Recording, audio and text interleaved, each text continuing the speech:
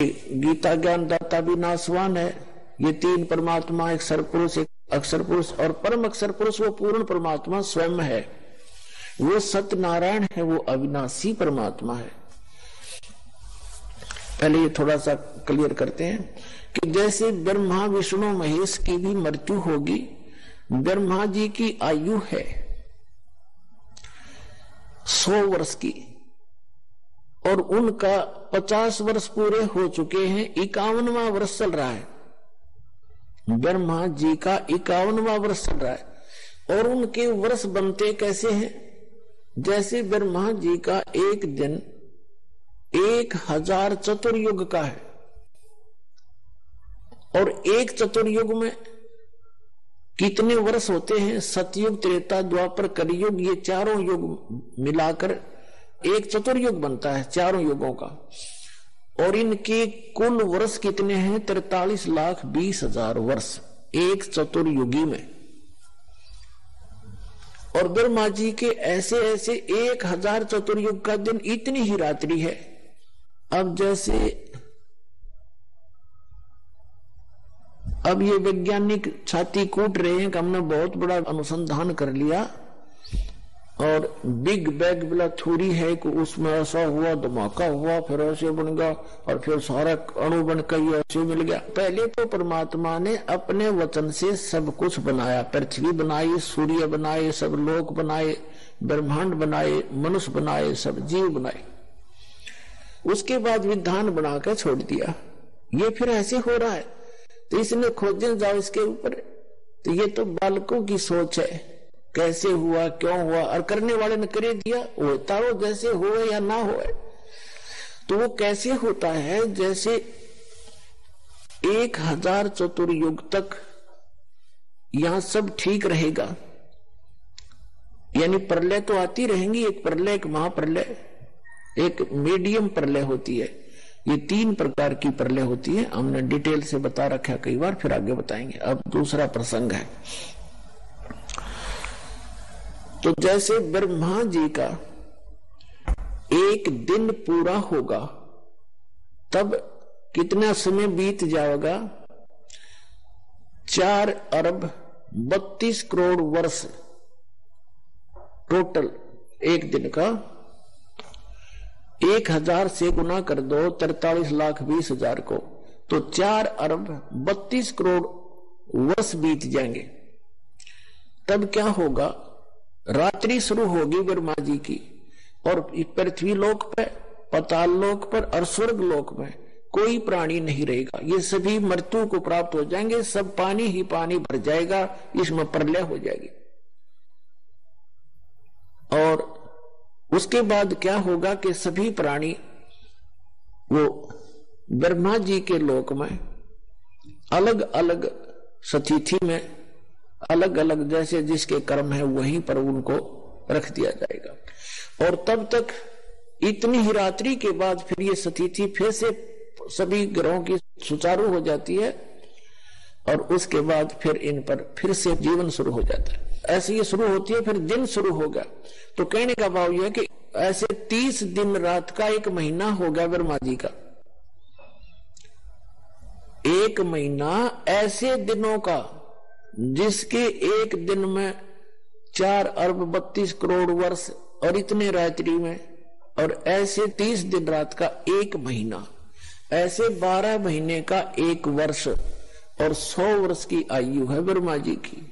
पुण्यात्मा गणना भूल जाओगे आप, इतनी लंबी दिखा इसकी आयु आपने। और उसके बाद विष्णु जी की ब्रह्मा जी से 7 गुना अधिक आयु है। अब ये गणना तो छोड़नी पड़ेगी, हमने ब्रह्मा जी के 100 वर्ष लेने पड़ेंगे इस गणना को आगे से बढ़ाने के लिए। तो 700 वर्ष हो गए ऐसे वर्ष बने हुए विष्णु जी की आयु। और भगवान शंकर की विष्णु जी से 7 गुना, तो 4900 वर्ष ऐसे वर्ष बने हुए श्री शिव जी यानी तमोगुण भगवान का जीवन है, इतनी आयु है। ऐसे 70,000 जो तमोगुणी शिव मर जाएंगे की मृत्यु हो जाएगी, तब एक ब्रह्मांड का, पूरे ब्रह्मांड का विनाश होगा। इसमें सब ब्लास्ट हो जाएगा एकदम सबका, ऐसा होगा। और फिर क्या होगा, तो फिर एक युग होगा, वो किसका? अक्षर पुरुष का। श्रीमद् भगवद गीता अध्याय नंबर 15 पर आइए, श्लोक नंबर 16 और 17 में सरपुरुष और अक्षर पुरुष, ये दो पुरुष बताए। सरपुरुष और अक्षर पुरुष के लोकों में, सरपुरुष के 21 ब्रह्मांड इस काल के ब्रह्म के, और अक्षर पुरुष के उस पर ब्रह्म के 7 संख ब्रह्मांड है। तो इनके अंतर्गत जितने प्राणी हैं वो भी नाशवान है और ये भी दोनों नाशवान है। अब ये एक युग हो गया अक्षर पुरुष का। और ये कहता गीता अध्याय नंबर 4 के 5 और 9 में कि अर्जुन, मेरे और तेरे बहुत जन्म हो चुके हैं। गीता ज्ञानदाता है, सरपुरुष है, श्री कृष्ण जी में प्रवेश करके बोल रहा है। ये कह रहा है कि मेरे जन्म और कर्म अलौकिक है। कर्म तो अलौकिक ऐसे है जैसे विष्णु पुराण के अंदर 2 प्रमाण है। एक तो एक बार देवताओं और राक्षसों का युद्ध हो गया और उसमें देवता हार गए, राक्षस जीत गए। तो देवताओं ने पूजा करी विष्णु जी की, विष्णु रूप में ये काल प्रकट हो गया। उसने कहा कि मैंने तुम्हारी बात मन की जान ली है और तुम ससाद है दो मानदाता का पोता, उसको खड़ा करो युद्ध में, उसमें प्रवेश करके मैं राक्षसों को मार दूंगा। ऐसा ही किया, उसमें प्रवेश करके खुद मार गया। और फिर ऐसे ही पुरंजय के शरीर में प्रवेश करके गंधर्वों का नाश कर दिया। एक बार नाग वंश के व्यक्तियों का और गंधर्वों का आपस में युद्ध हो गया। तो गंधर्वों ने नागों की सारी संपत्ति लूट ली। नाग माने नाग वंश के पुरुष व्यक्ति, उन्होंने स्तुति की तो ये काल खुद विष्णु रूप में आ गया और इसने कहा कि पुरंजय को तैयार करो, उसमें प्रवेश करके इन गंधर्वों का नाश करूंगा। तो ये इसके कर्म तो अलौकिक कैसे, और गीता जी का ज्ञान दे दिया श्री कृष्ण में प्रवेश करके, तो इसके कर्म अलौकिक कैसे हैं और जन्म अलौकिक कैसे है। जैसे अब इसकी एक ब्रह्मांड का जब नाश होगा, इसकी भी मृत्यु होगी, दुर्गा की भी मृत्यु होगी, लेकिन परमात्मा ने इनको एक ऐसा आशीर्वाद दे रखा है इनकी ब्रह्म माटी रखने के लिए। इन दोनों ने महान गलती की थी। हमने गलती तो की, लेकिन हमारी गलती अक्षम्य मान ली दाता ने, क्यों हमने देखा देखी कर दी थी। आपको सृष्टि रचना से इसका ज्ञान कंप्लीट होगा। उसको बार बार पढ़ा करो, सीडी ले जाओ, उसको देखा करो, पुस्तक में पढ़ो, उससे ज्ञान होगा। क्योंकि बार बार वो एक चैप्टर नहीं सुनाया जा सकता, इसलिए परमात्मा ने ऐसे उपकरण दिए हैं कि आप घर बैठे देख सकते हो, सारा परिवार बैठ के जान सकते हो, 10 मित्र इकट्ठे होकर भी देख सकते हो सीडी को। तो ऐसे, तो फिर इसके अब जन्म कैसे अलौकिक है। अब जैसे ये मरेगा, ये एक ब्रह्मांड का नाश होगा जब 70,000 बार शिव की मृत्यु हो जाएगी, तमोगुण शिव की, और ये एक युग होगा इतना लंबा, एक युग होगा अक्षर पुरुष का। परमात्मा आप बुद्धिमान इसलिए बनाए हो, शिक्षित बनाए। बुद्धिमान तो पहले भी थे हमारे पूर्वज, लेकिन शिक्षित इसलिए बनाए हो कि अपने अनमोल सदग्रंथों से वह परिचित हो गए। जैसे श्रीमद् भगवद गीता अध्याय नंबर 8 के श्लोक नंबर 17 में लिखा है, उसमें ब्रह्मण चतुर्युग लिखा है कि अक्षर पुरुष के, ब्रह्मण माने वहां अक्षर पुरुष की तरफ संकेत है, पर ब्रह्म की तरफ संकेत है। ब्रह्मणे का अर्थ वहां, क्योंकि वहां आयु का आंकड़ा है, आयु सीमा है। जहां आयु का लिंक नहीं है वहां ब्रह्मणे का अर्थ। जैसे 17वें अध्याय के 23वें श्लोक में, गीता में अध्याय नंबर 4 के श्लोक नंबर 32 में, वहां परम अक्षर ब्रह्म की तरफ संकेत है। तो यहां ब्रह्मणे का अर्थ है पर ब्रह्म क्या, एक दिन 1000 चतुर्युग का, उसमें नोट चतुर्युग, ब्रह्मा का एक दिन चतुर्युग का होता है और इस परब्रह्म अक्षर पुरुष का होता है 1000 युग का। वो ऐसे बने हुए युग होते हैं। आप गीता अध्याय नंबर 8 के श्लोक नंबर 17 को पुनः देखना। अब थोड़ा सा दिखा भी देता हूं, ये देखिएगा श्रीमद् भगवद गीता, इसका अध्याय नंबर आपको 8 दिखाते हैं। ये देखिएगा अध्याय नंबर 8 और श्रीमद् भगवद गीता, इसका श्लोक नंबर ये 17 है। इसमें क्या लिखा है कि सहस्र युग पर्यंतम, इसमें सहस्र चतुर्युग नहीं है, ओनली युग, सहस्र युग पर्यंतम। अह माने दिन, यत ब्रह्मणे, यहां ब्रह्मणे का अर्थ है अक्षर पुरुष का, और जहां आयु सीमा का कोई जिक्र नहीं होता वहां ब्रह्मणे का अर्थ होता है बड़ा भगवान। तो ब्रह्म से बड़ा ये ब्रह्मणे, यह अक्षर पुरुष है। विदु माने जानो, अह माने दिन, इस अक्षर पुरुष का यानी पर ब्रह्म का एक दिन 1000 युग का, नोट चतुर्युग। और रात्रि युग संस्त्रांतम ते अहोरात्रि विद जना, रात्रि भी उसकी सहस्र युग की है, नोट चतुर्युग की। और जो इस प्रकार के दिन और रातों की गणना को जानते हैं वो तत्वदर्शी संत है। आगे देखो इनका अनुवाद, अडंगा, इनका अडंगा अनुवाद दिखाऊं। इन्होंने ब्रह्मणे का अर्थ लिख दिया, ब्रह्म का जो एक दिन है उसको 1000 चतुर्युगी तक की अवधि वाला मूल संस्कृत देखो इसकी, सहस्र युग पर्यंतम, नोट सहस्र चतुर्युग पर्यंतम, ओनली सहस्र युग है। इन्होंने अड़ंगा डाल दिया चतुर्युगी। Little knowledge is the dangerous thing, नीम हकीम खतराए जान। ये नीम हकीम थे, इन्होंने अड़ंगे कर दिए, अनुत्तम का अर्थ अति उत्तम कर दिया। ऐ फुटे भाग हमारे ऐसे गुरु हमारे, और वर्जमा ने जाना होता उसका आना कर दिया। इसको कहते नीम हकीम खतराए जान, little knowledge is the dangerous thing. अब फिर देखो, ये यहां कहना चाहिए था उस अक्षर पुरुष यानी पर ब्रह्म का जो एक दिन है वो 1000 युग का है, नोट चतुर्युग का। रात्रि भी युग सहस्रांतम, यानी रात्रि भी 1000 युग की है, नोट चतुर्युग। इसमें चतुर्युग नहीं है मूल संस्कृत में। और जो पुरुष तत्व से जानते हैं वे योगी जन उस समय के तात्पर्य को जानने वाले हैं, उस रात दिन का जो समय है उसको जानने वाले हैं।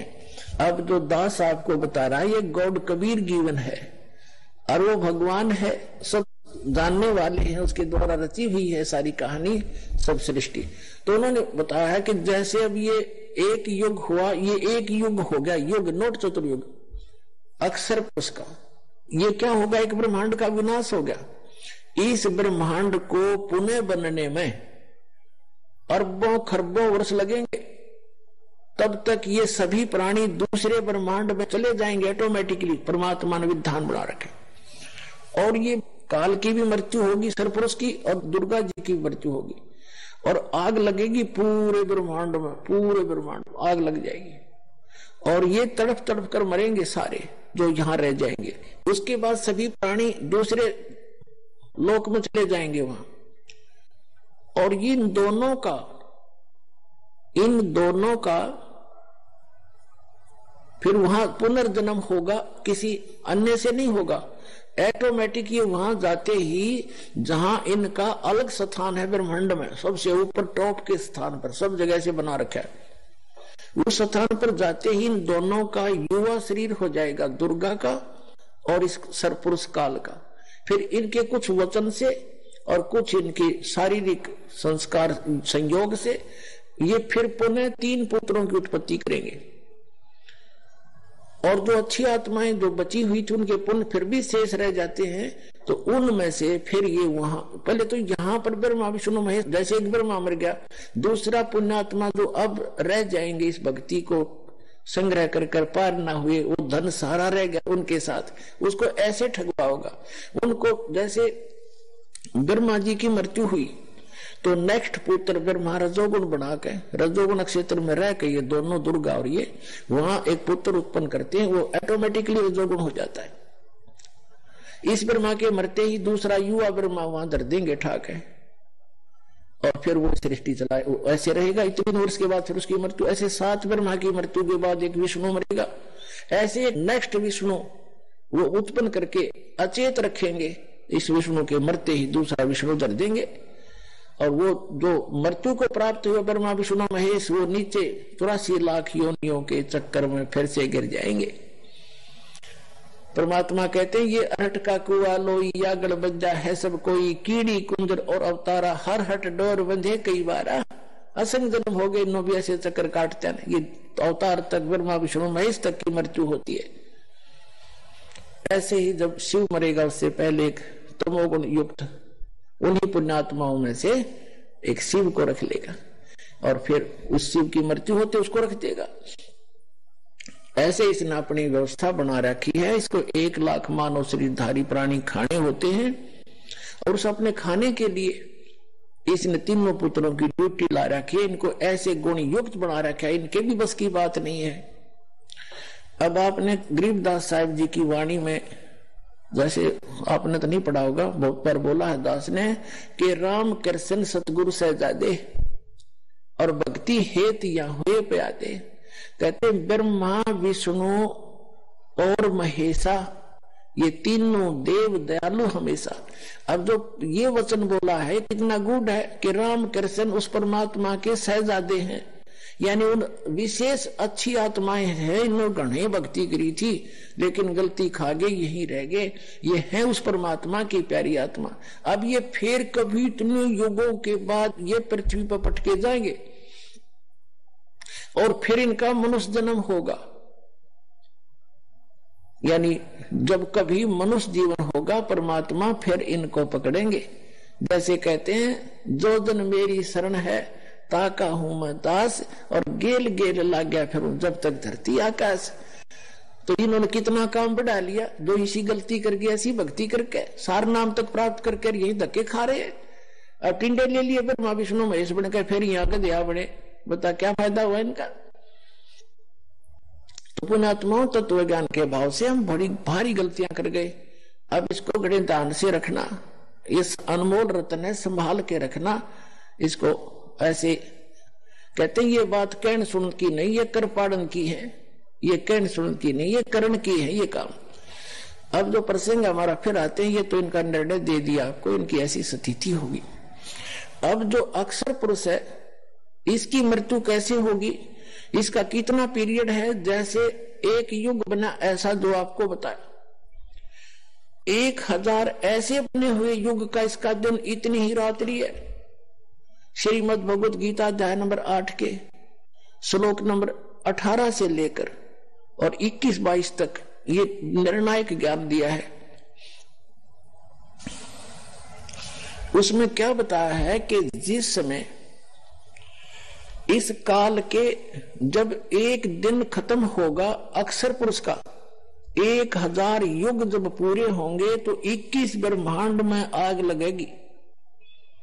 21 के 21 ब्रह्मांड नाश में आएंगे और ये सभी प्राणी उस अक्षर पुरुष के लोक में एक अलग स्थान है रिजेक्टेड, जिसे गोदाम होया करे, उसमें फिट कर दिए जाएंगे और पुनः ये 21 ब्रह्मांड फिर निर्माण में आएंगे इतने ही समय के बाद।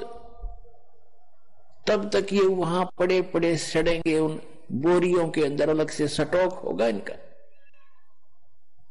और जब उस अक्षर पुरुष की जब रात्रि खत्म होगी तब तक ये 21 ब्रह्मांड पुनः निर्माण में आएंगे और इन सभी को जो जितनी जैसी जिसकी भक्ति थी उसी आधार पर पुनः इनको फिर से यहां पटक दिया जाएगा एक ब्रह्मांड में। फिर उस ब्रह्मांड से फिर पुनः शुरू होगी। तो फिर क्या होगा, इस अक्षर पुरुष की मृत्यु होगी। अब जो ये दास दिखाना चाहता थोड़ा ये देखो बीच में, श्रीमद् भगवद गीता, ये वही जयदयाल गोविंद का इसके अनुवादक है। 8वें अध्याय के आपको दिखाते हैं। 17वां आपने पढ़ लिया, ये देखिएगा गीता अध्याय नंबर 8 का श्रीमद् भगवद गीता 17वां आपने पढ़ लिया। ये अक्षर पुरुष का है, परब्रह्म का एक दिन है, 1000 युग का नोट चतुर्युग। अब यहां हम 18वां पढ़ देंगे। इसमें क्या बताया है कि संपूर्ण चराचर भूतगण इस ब्रह्मा के दिन के प्रवेश काल में नहीं, ये ब्रह्मा ने ये गलत लिखा है, अक्षर पुरुष के एक दिन के प्रवेश काल में अव्यक्त अर्थात ब्रह्मा के सूक्ष्म शरीर से उत्पन्न अव्यक्तात् से उत्पन्न होते हैं और ब्रह्मा की नहीं, उस अक्षर पुरुष की रात्रि के प्रवेश काल में उस अव्यक्त नामक सूक्ष्म शरीर में नहीं, उस अव्यक्त संज्ञा के ही में लीन हो जाते हैं, उसमें वहां रख दिए जाते हैं। इसका अर्थ क्या है? जैसे श्रीमद् भगवद गीता अध्याय नंबर 15 के श्लोक नंबर 16 और 17 में 3 पुरुष हैं, सर्वपुरुष, अक्षर पुरुष और परम अक्षर पुरुष। अब यहां वही 3 सिद्ध करने हैं। जैसे यहां क्या कहा है कि जब इस अक्षर पुरुष को यहां सेकंड अव्यक्त कहा है, ये दूसरा अव्यक्त है, लेकिन यहां इस प्रसंग में इसको अव्यक्त प्रथम कहा है। इसका क्या है? जैसे 1000 युग का दिन जब समाप्त होगा तो पूरे 21 ब्रह्मांड का नाश हो जाएगा और उस अक्षर पुरुष के लोक में, जैसे उस 1000 चतुर्युग में उस अक्षर पुरुष के भी लोकों की आंशिक प्रलय होगी, जैसे यहां होती है। जब ब्रह्मा जी का एक दिन समाप्त होता है तो केवल इन 3 लोकों में प्रलय हो जाती है, लोक न्यू के न्यू रहते हैं और इनके ऊपर पानी जल भरकर बिल्कुल विनाश हो जाता है। पुनः फिर ये धीरे धीरे अपना स्थिति पर आते हैं, पुनः स्टार्ट होते हैं।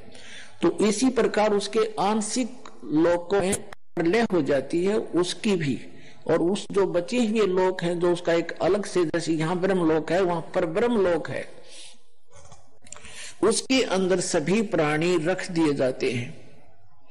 ये नीचे वाले भी और उसके आंशिक हुई प्रलय वाले भी वहां रख दिए जाते हैं। अब उसका प्रमाण है, ये देखिएगा, ये क्या बताया है 8वें अध्याय के 18वें मंत्र में। इसमें ये बताया है कि संपूर्ण चाचर भूतगण ब्रह्मा के दिन के, ये है उस परब्रह्म के दिन के, अक्षर पुरुष के दिन के प्रवेश काल में और अव्यक्त से अर्थात उसी के लोक से उत्पन्न होते हैं रात्रि में। यानी जब उस अक्षर पुरुष की रात्रि होती है 1000 युग की, उसके दौरान उसमें प्रवेश कर जाते हैं, वहां रखे रहते हैं, उसके शरीर में नहीं, वहां उसके लोक में रखे जाते हैं। उस प्रलय जब होती है तब का बात है। अब 19, 20, 21, 22 से आपका यह बात समझ में आओगी। देखना 8वें अध्याय के 19वें श्लोक में कहा है, हे पार्थ, वही यह भूत समुदाय उत्पन्न होकर प्रकृति के वश हुआ, रात्रि के प्रवेश काल में लीन होता और दिन के प्रवेश काल में उत्पन्न हो जाता है। ठीक है। अब भी इसमें क्या कहा है कि परंतु उस अव्यक्त से परे जो दूसरा अव्यक्त विलक्षण जो सनातन अव्यक्त भाव है, वह परम देव पुरुष सब भूतों के नष्ट होने पर भी कभी नष्ट नहीं होता। क्या बताया है कि अक्षर पुरुष इसको अव्यक्त कहा है। इसका जब 1000 युग का ऐसे बना हुआ दिन समाप्त होता है तो रात्रि के समय ये 21 ब्रह्मांड और उसके कुछ आंशिक ब्रह्मांडों का विनाश होकर के उसके लोक में रख, इसका तो कति विनाश हो जाएगा, उसको वैसे प्रलय होती है। तो उसके एक परब्रह्म लोक है, यहाँ ब्रह्म लोक इसना प्राप्त, उसमें रख दिए जाएंगे। और जब पुनः फिर 1000 युग बीत जाएंगे उसके रात्रि के, वो पुनः फिर ये 21 ब्रह्मांड तब तक पुनः निर्माण होकर वो बिग बैग थ्योरी के आधार से ये पुनः निर्माण होकर के फिर सुचारू हो जाएंगे और ये सब जीव फिर यहाँ भेज दिए जाएंगे। अब ये बताया कि जिस अव्यक्त के लोक में ये रखे गए, उस अव्यक्त यानी अक्षर पुरुष परब्रह्म से अन्य एक और अव्यक्त परम भाव है, वो सबके नाश होने पर भी उसका स्थान और वो परमात्मा कभी विनाश में नहीं आता। अब देखो ये 8वें अध्याय का ये तो 19 मामला पढ़ दिया कि उस दिन में उत्पन्न हो जाते हैं, रात्रि में प्रवेश होते। 20 में है परंतु उस अव्यक्त से, इस अव्यक्त से, अक्षर पुरुष से अन्य जो दूसरा विलक्षण जो सनातन अव्यक्त भाव है, वह परम देव पुरुष, वह पूर्ण परमात्मा सत्य पुरुष सब भूतों के सब के नष्ट होने पर भी नष्ट नहीं होता। अब यहां 2 अव्यक्त आपके सामने होंगे, एक अव्यक्त तो ये अक्षर पुरुष और दूसरे की तरफ संकेत करा वो अक्षर पुरुष। अब रह गया सरपुरुष जो गीता ज्ञान दे रहा है, ये सरपुरुष है। 7वें अध्याय के 24 और 25 में ये स्वयं कहता है कि मैं अव्यक्त हूं, ये है वो सरपुरुष प्रथम अव्यक्त। अब 7वें अध्याय का 24-25 दिखाते हैं आपको, ये देखिएगा। ये अध्याय नंबर 7 का श्रीमद् भगवत गीता, वो 8 का था, ये अध्याय 7 है। और इसके 24-25 में 24 में क्या कहा है कि अव्यक्तम व्यक्तिम आपनम मनन्ते माम अबुधे। ये गीता ज्ञानदाता सरपुरुष श्री कृष्ण में बोल रहा है। परम भावम अजानंत मम अवम अनुतमम। क्या कहते हैं? बुद्धिहीन पुरुष मेरे अनुतम अविनाशी परम भाव को नहीं जानते। अनुतम का अर्थ, अनुतम तो लिख दिया, बुलाओ इनका, इन अनुतम तो लिख दिया। यहां अनुतम का अर्थ, अब देखो 17वें श्लोक में यहां विचलित हो गई, इसलिए अनुतम छोड़ दिया, देखी जाएगी जो होगी। 7वें अध्याय है, इसमें क्या कर रखा है इन्होंने? अनुतमाम गति है इसमें। उदारा सर्वे एव एते ज्ञानी तु आत्मा एव मे मतम आस्थित सही युक्त आत्मा माम एव अनुतमाम गतिम। अनुतमाम गति, घटिया गति में, इसका अनुतमाम का अर्थ कर दिया अति उत्तम। वारे देवताओं, अनुत्तम माने अति उत्तम। अब यहां ये विचलित हो गए, 7वें अध्याय हो गए, ये देखिएगा। अब 7वें अध्याय के ने सोचा अनुत्तम लिख दो। अब आत्मा तो इनकी भी नहीं मान रही थी, लेकिन अज्ञान था इनको। कहते हैं बुद्धिहीन मेरे, अनुतम का अर्थ अनुतमम, अनुतम का अर्थ लिख दिया अनुतम, या इसको हम घटिया भी तो बोल सकते हैं, और उसमें अति उत्तम कर रखा है। इसका अर्थ भी अति उत्तम ही मानकर लिख रहे हैं यहाँ पर। अनुतम हम इसको कहेंगे घटिया, अश्रेष्ठ, अविनाशी परम भाव को न जानते हुए ये बुद्धिहीन मेरे अनुतम यानी घटिया इस अटल नियम को, परम भाव को नहीं जानते हुए अव्यक्तम माम, मुझ अव्यक्त को, ये तीनों ने बकवाद कर रखी है। माम अव्यक्तम, मुझ अव्यक्त को, व्यक्तिम आपनम मनन्ते, मुझे कृष्ण रूप में, व्यक्ति रूप में प्राप्त हुआ मानते हैं ये मूर्ख, ये बुद्धिहीन। ये क्या कहता है कि मुझ अव्यक्त को, मैं अव्यक्त रहता हूं, मैं किसी के सामने नहीं आता, गुप्त हूं, और मुझ अव्यक्त को ये बुद्धिहीन व्यक्तम आपनम मनन्ते व्यक्तिम, ये श्री कृष्ण मान रहे होंगे, आई एम लॉर्ड कृष्ण। ये क्या कहता है फिर आगे 25वें श्लोक में 7वें अध्याय के, ये देखिएगा। ये 24वां हमने पढ़ लिया 7वें अध्याय का। अब 25वां यह है, न अहम प्रकाश है सर्वस्य योग माया समावर्त मूढ़ मूर्ख अयम न अभी जानन्ति लोक माम अजम अवम। अजम माने मुझ अजन्मे को। यहाँ अजम का अर्थ है कि मैं मां से जन्म नहीं लेता, इसका जन्म ऐसे होता है जैसे गीता अध्याय नंबर 10 के श्लोक नंबर 2 में कहता है कि मेरी उत्पत्ति को ये देवता, ये ऋषि, ये मैं ऋषि नहीं जानते, क्योंकि ये मेरे से उत्पन्न हुए हैं। इसकी बाप की उत्पत्ति को बच्चे कैसे जानेंगे? तो दादाजी बताओगा। तो दादाजी कबीर साहब, उसने आकर बताए आपके समक्ष, और कबीर सागर में लिखा हुआ 600 वर्ष पहले। तो यहाँ इस प्रश्न का उत्तर कौन ब्रह्मा का पिता है, कौन विष्णु का, कि मां शंकर का दादा कौन है, हमको दे बता। तो ये कबीर परमेश्वर है, ब्रह्म का भी पिता, यानी तो ब्रह्मा विष्णु महेश के पिता का भी पिता, वो सब का दादा है, यानी सबके उत्पत्ति का मूल कारण वो है। अब हम पढ़ रहे हैं 7वें अध्याय का 25वां श्लोक। अब यहां से ये निर्णय कर रहे हैं हम, ये 25वां श्लोक है, अपनी योग माया से छुपा हुआ मैं सबके प्रत्यक्ष नहीं होता, इसलिए यह है अज्ञानी जन समुदाय मुझ अजम, मैं अजम माने मैं अब जन्म लेकर नहीं आया हूं कृष्ण में, वैसे प्रवेश कर रहा हूं। मेरे इस अवम न अभिजानंती, मेरे इस अविनाशी नियम को नहीं जानते, यानी ये अटल नियम है मेरा कि मैं कभी किसी के सामने नहीं आता, योग माया से छुपा रहता हूं और मैं अव्यक्त हूं। तो ये प्रथम अव्यक्त है, ये सरपुरुष है। और 2 अव्यक्ति भाग्य आपको सिद्ध करेंगे 8वें अध्याय के अभी 20 और 21 में आपने पढ़ लिया। तो ये 3 अव्यक्त हैं और 3 ही ये पुरुष हैं।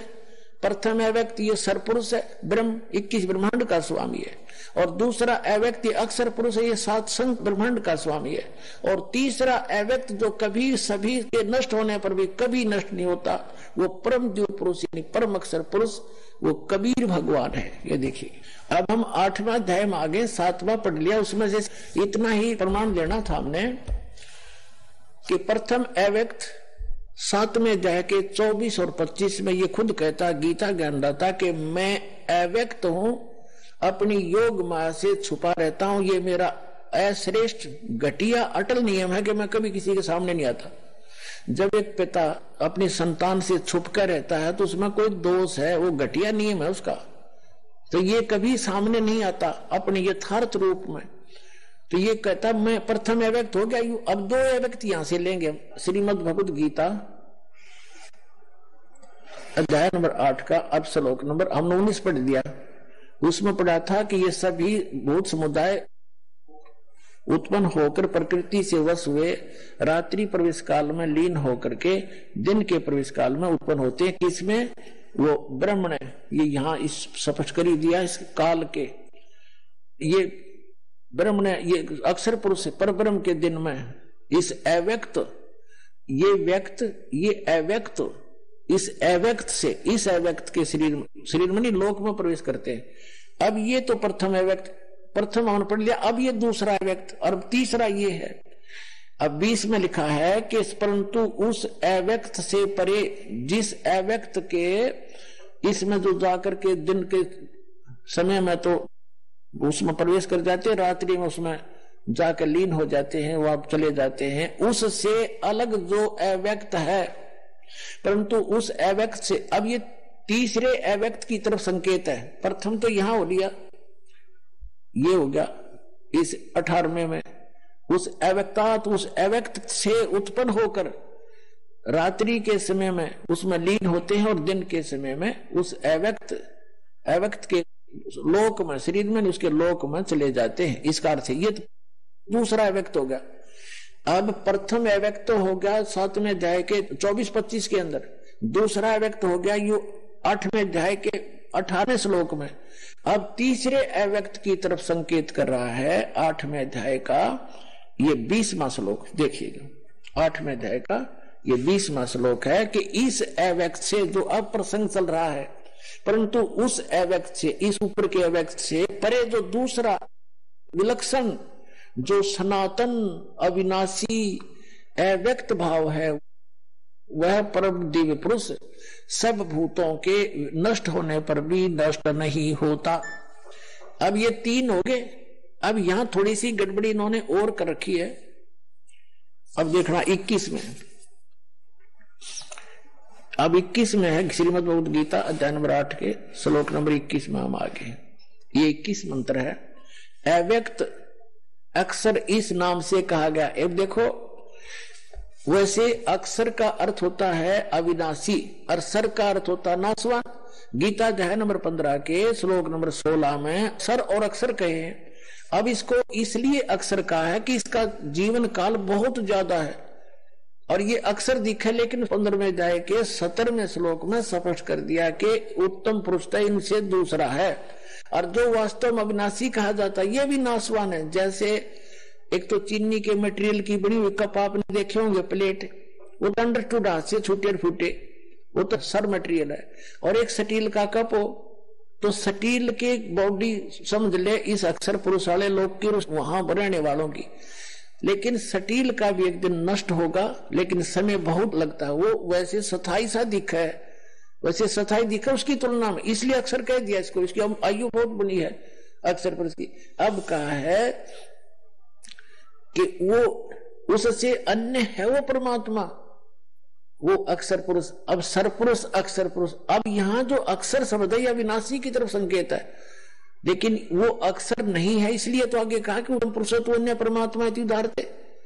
तो पुण्यात्माओं, ये सद ग्रंथ है, ये कोई बालकों के लेख नहीं। और इन अज्ञानियों ने इनका अनुवाद किया है, वो अबाई वक रखिए। अब ये है गीता का सार। ये गीता का सार क्या सुना करते हमने, तेरा क्या जाता अर्जुन, तू क्या लेकर आया था, आत्मा तो अमर है, शरीर तो बदलता ही रहता है, गीता सार हो गया। यो खा गीता सार हो गया। गीता सार तो पता चलेगा इस अनमोल रतन ने क्या बताया अनमोल ग्रंथ में। अब देखो श्रीमद् भगवद गीता अध्याय नंबर 8 के हम श्लोक नंबर 21 को पढ़ रहे हैं। अव्यक्त अक्षर है, अव्यक्त अक्षर, ये अविनाशी अव्यक्त, ये यहां अविनाशी शब्द लिखना चाहिए, इस नाम से कहा गया है।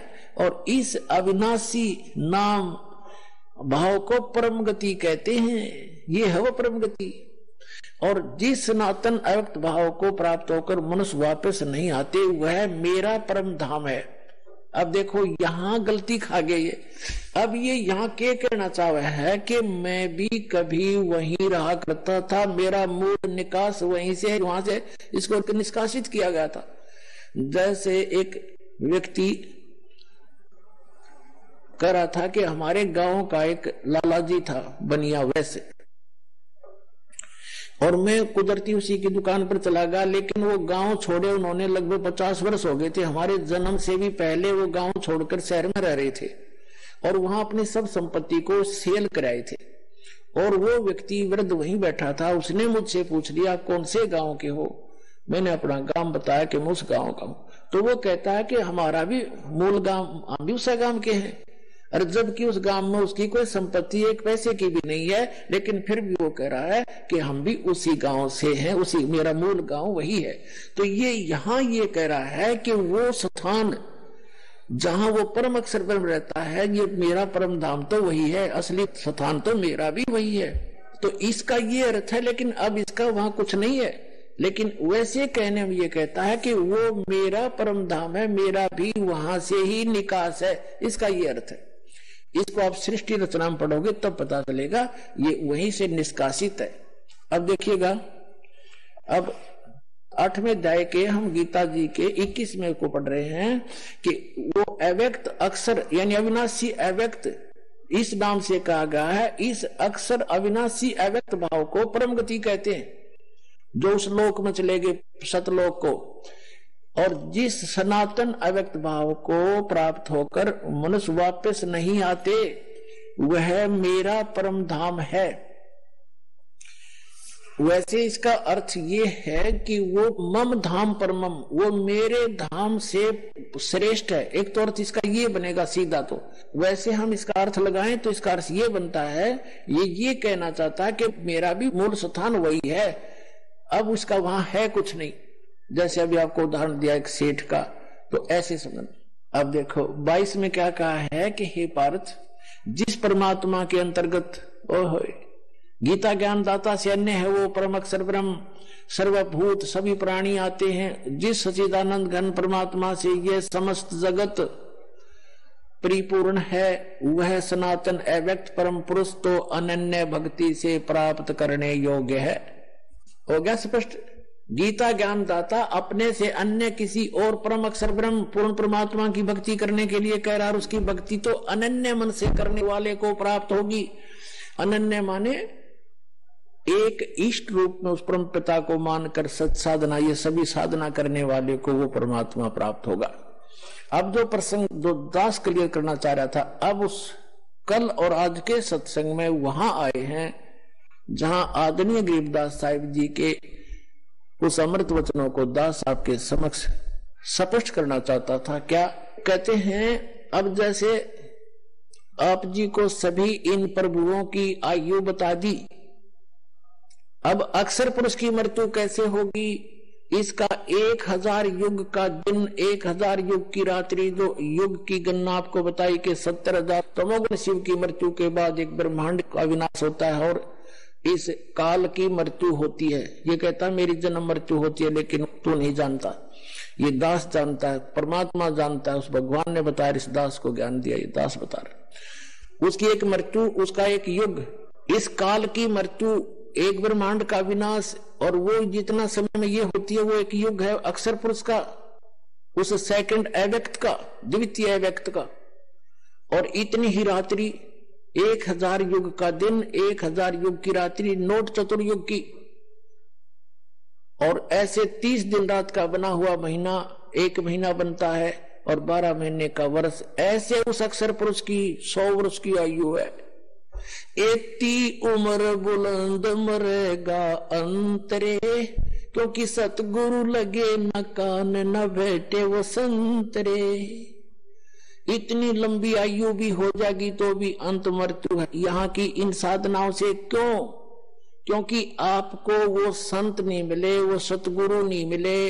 गीता अध्याय नंबर 4 के श्लोक नंबर 32 और 34 में, यजुर्वेद अध्याय नंबर 40 के श्लोक नंबर 10 और 13 तक, 10 से 13 में जो कहा है कि वो तत्वदर्शी संत ना मिलने से इतनी लंबी आयु भी हो जाएगी तो भी तेरी दुर्गति तैयार है। एती उम्र बुलंद मरेगा अंतरे, सतगुरु लगे न कान न बैठे वो संतरे। अब गरीबदास साहिब जी को परमात्मा लेकर गए, फिर बताया उन्होंने आंखों देखा, क्या बताया है? मन तू बस रे सुख के सागर, जहाँ शब्द सिंदूरद नागर, और कोट जन्म तन भर मत हो गए, कुछ ना हाथ लगा रे, कुकर सुकर खरबा बोरे कौआ हंस बुगारे।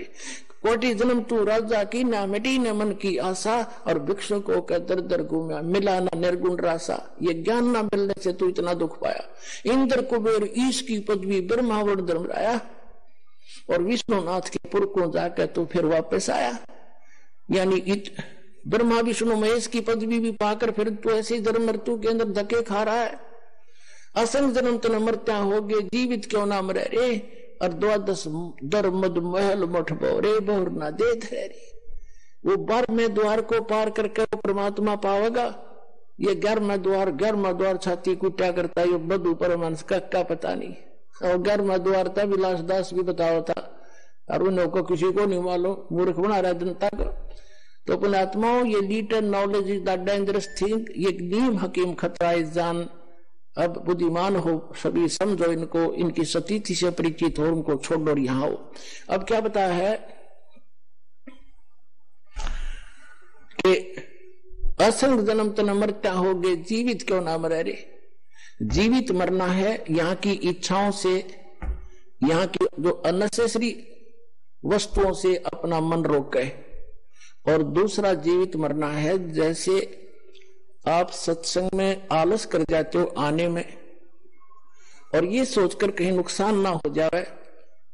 जैसे एक व्यक्ति नाइट सर्विस में रात्रि के समय बस से गया और सुबह वापस आना था, इतना कंपलसरी काम था उसका, और उसी दुर्घटनाग्रस्त हो गया, उस नाइट सर्विस वाली बस से मृत्यु होगी उसकी। अब वो कंपलसरी काम जरा रह गया और खाली गया।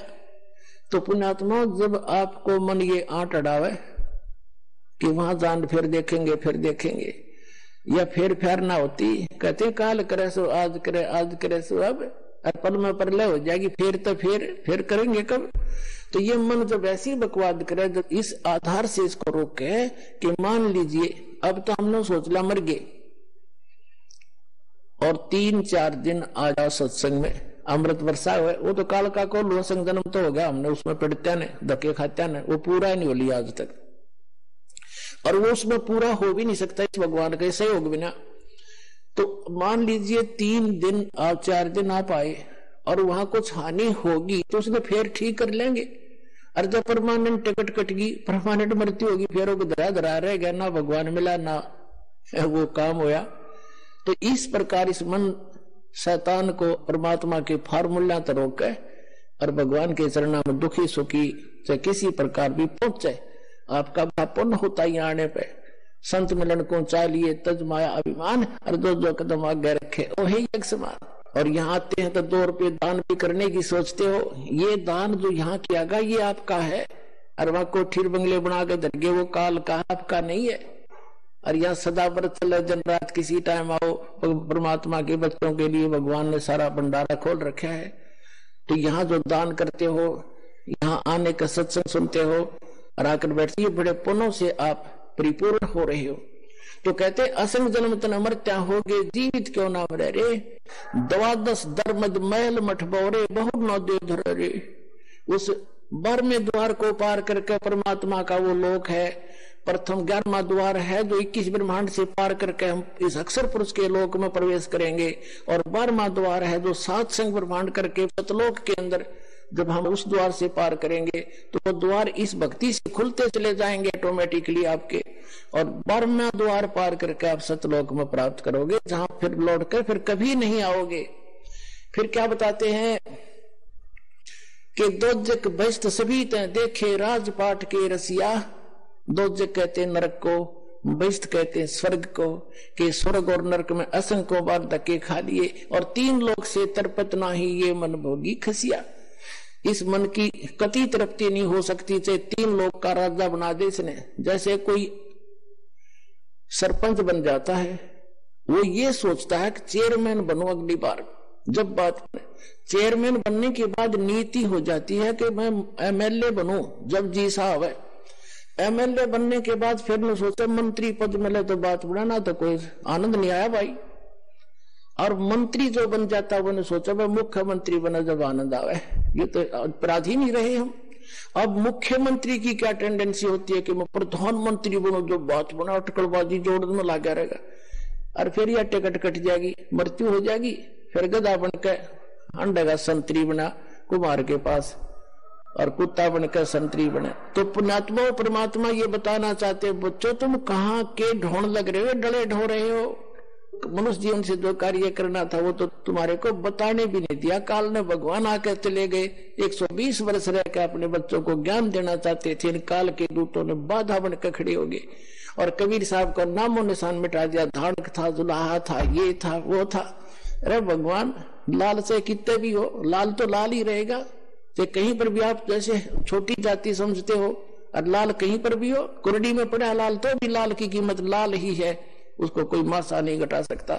तो समर्थ है वो, आज भी समर्थ है, उस दिन भी समर्थ है, उस नाम पहचान नहीं सके। अब क्या बताते हैं, दोजिक भिष्ट सभी ते देखे राजपाट के रसिया, और 3 लोग से तरपत नाही यो मन भोगी खसिया। फिर कहते सतगुरु मिले तो इच्छा मेटे, पद मिल पदे समाना, और चल हंसा उस लोक पठाऊं जो आज अमर स्थाना। अब सतगुरु मिले तो इच्छा मेटे, ये सारा ज्ञान समझा के यहां से समेट देंगे आपकी इच्छाओं को। और पद मिल पदे समाना, गीता अध्याय नंबर 15 के श्लोक नंबर 4 में कहा कि तत्व ज्ञान की प्राप्ति के उपरांत उस तत्व ज्ञान के आधार से परमेश्वर के उस परम पद की खोज करनी चाहिए, जहां जाने के बाद साधक लौटकर फिर कभी संसार में नहीं आता। अभी 8वें अध्याय के गीता के 21वें श्लोक में भी आपने पढ़ दिया कि वो परम धाम है, वहां जाने के बाद सनातन परम धाम है, वहां जाने के बाद साधक फिर लौटकर कभी वापस नहीं आता। वो परम अक्षर ब्रह्म का स्थान है। तो वो स्थान वहां जाने के बाद फिर कभी लौटकर नहीं आते, उस पद को प्राप्त होते। अब ये कोड वर्ड है, ये सूक्ष्म वेद है, उस अन्य वेद से भी गहन ज्ञान है, ये गूढ़ रहस्य है। इसमें लिख बोला है कि सतगुरु मिले तो इच्छा मिटे, और पद मिल पदे समाना। यहां 2 शब्द हैं पद। एक पद का अर्थ है मेथड ऑफ वर्शिप, पद्धति। भगवान पद माने पद्धति, भगवान की यथार्थ पद्धति प्राप्त कराओगा सतगुरु, और उस पद्धति से वो पद मिलेगा। कौन सा? जहां जाने के बाद फिर लौटकर कभी संसार में नहीं आते। सतगुरु मिले तो इच्छा मेटे, पद मिल पदे समाना, और चल हंसा उस लोक पुठाऊं जो आदि अमर स्थान। आदि अमर स्थान, शाश्वत स्थान। गीता जी अध्याय नंबर 18 के श्लोक नंबर 62 में कहा कि अर्जुन तू सर्वभाव से उस परमेश्वर की शरण में जा, उसकी कृपा से तू परम शांति को और सनातन परम धाम को प्राप्त होगा। अपनी साधना को बताता है 8वें अध्याय के 5 और 7 में गीता ज्ञानदाता कि मेरी भक्ति करेगा तो युद्ध भी करना पड़ेगा और भक्ति भी कर। यहाँ शांति नाम की चीज नहीं है, और जन्म मृत्यु तेरी भी रहेगी और मेरी भी रहेगी। जहां युद्ध भी करना और जन्म मृत्यु होना वो शांति हो सकती है। और ओम नाम है इस ब्रह्म का, ओम नाम के साथ न होगा ओम शांति। ओमकार शांति का तो एक्सीडेंट है,